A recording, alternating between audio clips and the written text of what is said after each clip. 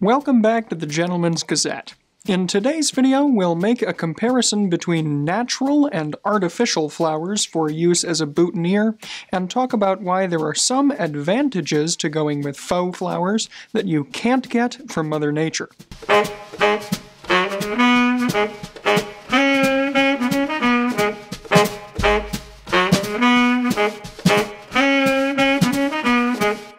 It's no secret that we at the Gentleman's Gazette and Fort Belvedere are big fans of boutonnieres. Indeed, we've got almost 100 varieties of flowers available in the Fort Belvedere shop, but more on that a little bit later on. We've previously produced videos on how boutonnieres are made, how to select them for your outfits, and how to put them on. You can find our full boutonnieres playlist here. But today, we're going to take a step back to answer the broader question of whether or not you should even consider wearing a faux flower in the first place. At first glance, many might have a negative impression of artificial flowers.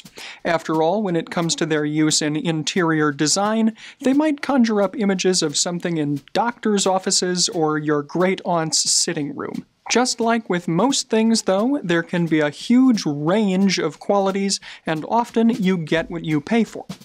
The faux flowers of Emilio Roba, for instance, can set you back quite a bit of money, and cheap artificial flowers from China look just that, cheap.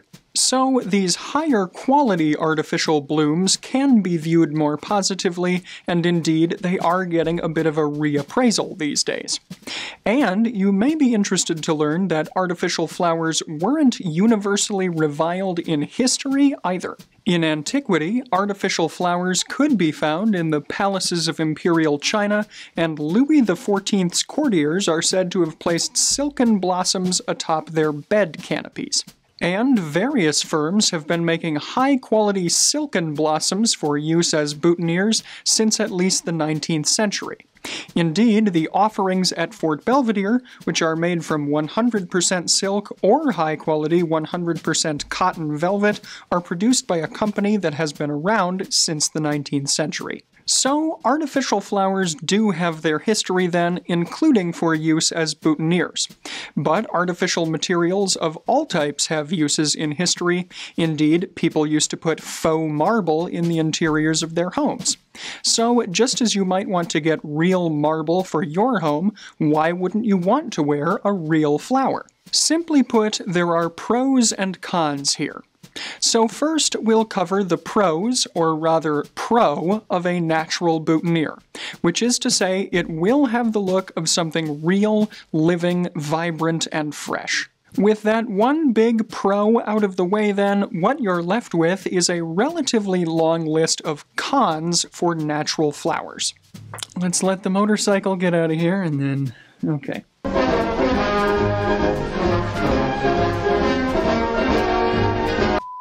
In general, the disadvantages of real flowers can be broken down into 4 categories: how they look, how long they last, the convenience of getting them, and how much they cost. So first, let's cover looks and longevity.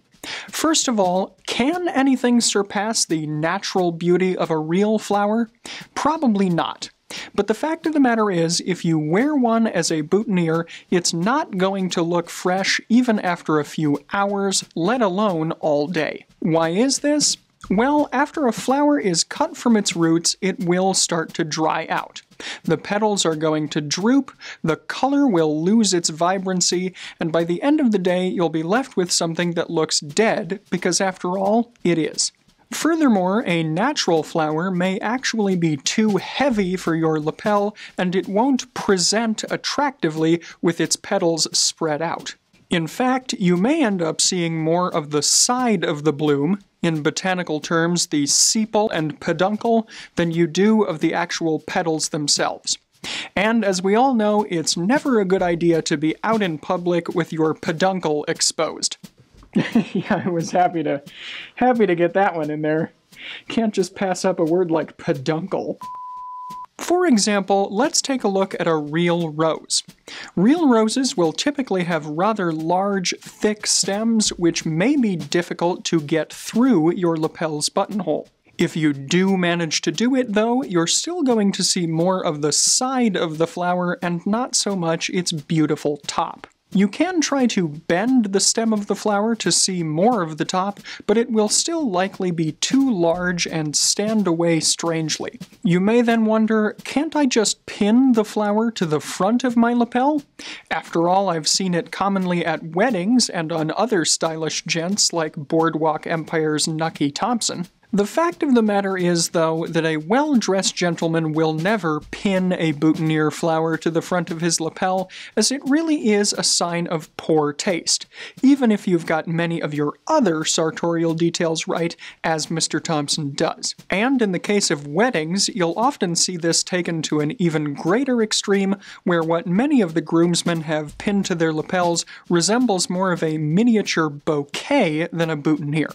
This is also a faux pas, as a boutonniere should ultimately be just one element of your outfit that's providing visual interest in a way that isn't overpowering, but rather working harmoniously with your other elements. So, a proper boutonniere flower should be a single bloom, or perhaps a grouping of very small blooms, that has a stem secured on the reverse of the lapel by a keeper loop or a safety pin. You might also say, I've seen stylish gents through history like Cary Grant, Noel Coward, or the Duke of Windsor wearing boutonnieres that were probably real flowers, so how did they do it? Well, it is possible to wear a real flower in a somewhat stylish way, but it takes a bit of time and effort to prepare the flower. The green, wide underside of the blossom has to be removed first by hand or with a small knife, and then there are probably going to be some loose petals, so you'll need to remove a few. After excess bulk has been removed, the blossom will need to be taped with florist tape so it stays together and can be angled properly. Most florists in the US probably won't know how to do this at this point, as it is something of a lost art. So either you'll need to find an experienced florist or try to do it yourself, as we've done here. This, of course, is a lot of time and effort for a boutonniere that, again, you can only wear for a single day, not any longer. As you can see here, we were able to do an adequate job with the real carnation that we sourced, but still it doesn't present as attractively as one of our Fort Belvedere carnations, and I would probably need more practice in order to master this.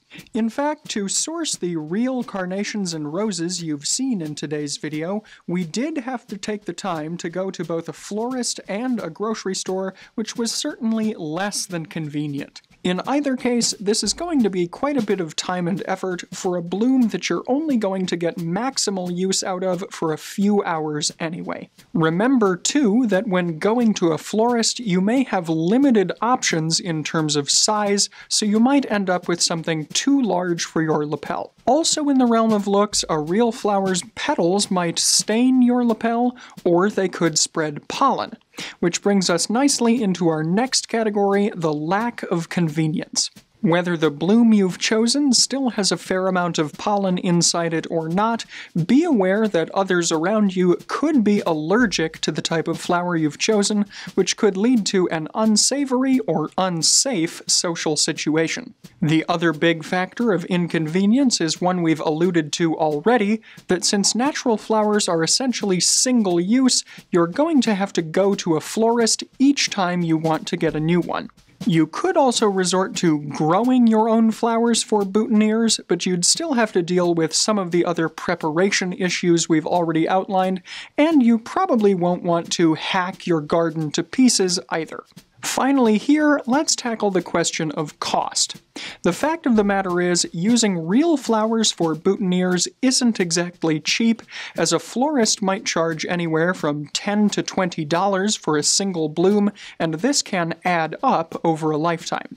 Furthermore, there's always the chance that you might get upsold and end up with one of those miniature bouquets on your lapel rather than an elegant single flower or small grouping. So you can decide for yourself whether or not a real flower for a boutonniere is worth it to you, but as you can see, the list of cons is quite long. This begs the question then, what are your alternatives? Of course, there are artificial flowers, as we've clearly outlined, and these do come in a few different types. First, there are those that are made out of fabric and aren't even made to look like a natural flower, but really are more of an ornamentation akin to a lapel pin. These will often have simple pin backs or short metal stems, and while they can work in some situations if they're small and understated, they're best left to more modern, fashion-forward contexts. Alternatively, you may see artificial boutonnieres that have buttons on the back, allowing you to simply button them through your lapel buttonhole. This, of course, leaves us with higher quality boutonnieres, such as the ones made available in the Fort Belvedere shop. The flowers themselves are intricately made by hand from 100% cotton or 100% silk with no nylon or polyester, and the stems are made from metal wire and wrapped in 100% silk thread. Again, you can see how our boutonnieres are made here. We're quite proud of the flowers we offer, but in the interest of fairness, we will go over their own list of pros and cons as well. We of course have a wide array of different colors and styles of flower, and they come in different widths. These can harmonize with your lapel, as a small bloom may look a bit odd on an especially large lapel, and a larger flower is going to look out of place and gaudy on a skinny lapel. Perhaps the biggest pro of our boutonnieres, though, is their longevity. They're never going to wilt, and you can wear them over and over again for years. If you use the sturdy Fort Belvedere box that the boutonnieres come in to store them, they can be kept safe and secure, and you can even travel with them this way as well. Of course, they are delicate handmade items, so you shouldn't do anything too reckless, like take a 3-hour walk when it's pouring outside, hug 30 people every day, or wear a heavy overcoat that will crush your boutonniere. But if you behave responsibly with them, they should last you for years to come. You're also not going to lose any petals with our Fort Belvedere boutonnieres. A bit of a story here is that Raphael wore a real orchid on his lapel on his wedding day, but over the course of the day, petals started falling off. If he had designed orchids from Fort Belvedere to wear at that time, he wouldn't have had any issues. In terms of choice, you can find close to 100 different styles of boutonniere in the Fort Belvedere shop, so you could, for example, buy several and then take them on a vacation or a cruise with you and wear a different option each night. In terms of cost, a single boutonniere from Fort Belvedere costs $35, which we're aware isn't exactly cheap. However, remember that what you're getting is a high-quality, handmade item from Germany that comes in a sturdy box. And as with other items in the Fort Belvedere shop, we've also got bulk discounts, so if you buy 3 boutonnieres, you'll get them for just $30 a piece, including free shipping in the continental US, and if you buy more, the price will go down even further per boutonniere. So, what might the cons of these flowers be then? Well, you do have to take into consideration your own budgetary concerns, but other than that, the only other thing that we'd list here is that you might be able to see that they're not real from just a few inches away if you're looking very closely. However, speaking from personal experience, onlookers have almost always thought that my Fort Belvedere boutonnieres are real when I wear them, and will ask me so, and Raphael has had much the same experience. We've designed our boutonnieres with care to look as realistic as possible, and for most people, they will genuinely look real. As examples, here are some side-by-side comparisons of real carnations and edelweiss flowers with our offerings from Fort Belvedere. Pretty nice results, right? Another potential con of an artificial boutonniere may be that it doesn't have the pleasant scent of a fresh flower, but this is really secondary to appearance, and we think it's far outweighed by the other concerns we've highlighted today, especially those like allergies. At the end of the day then, the choice of what to wear for a boutonniere is ultimately yours. But you can see why we here at the Gentleman's Gazette are big fans of artificial boutonnieres. Assuming you buy one of high quality, it's going to look 99% like a real flower, have a much lower cost per wear, and simply be more convenient. You won't need to worry if your local florist has boutonnieres or spend the time to go get them. In other words, peace of mind is another big reason why these artificial boutonnieres are the winners in our book. So if you are now curious about artificial boutonnieres, head over to the Fort Belvedere shop, take a look at our selection, and perhaps even compare them to the offerings of your local florist. We're confident that you'll enjoy them as much as we do. And of course, if you don't, feel free to return them for a full refund at zero risk to you. We're confident that you'll like our product, and we do stand behind it. Does your local florist offer that kind of a happiness guarantee? You'll have to find out for yourself. Hopefully we've convinced you then that if you take the time to seek out quality, an artificial flower is nothing to scoff at when it comes to boutonnieres, and indeed may actually be the better choice in the long run. In today's video, I'm wearing an outfit with an orange and green color palette, one element of which is my boutonniere. It, of course, is one of our offerings from Fort Belvedere, and it is the mini green carnation, which we're calling the Oscar Wilde carnation boutonniere. This mini carnation is a good size for my smaller lapel, and also harmonizes well in color with my shirt, which features a microgrid pattern of lime green on a white ground. My herringbone sport coat features primarily tones of gray and black in its weave, but does also have flecks of brown and green upon closer inspection. My trousers are plain brown, and my shoes are two-toned wingtip Oxford Spectators featuring tan leather and fabric inserts, also in herringbone, to harmonize with my jacket.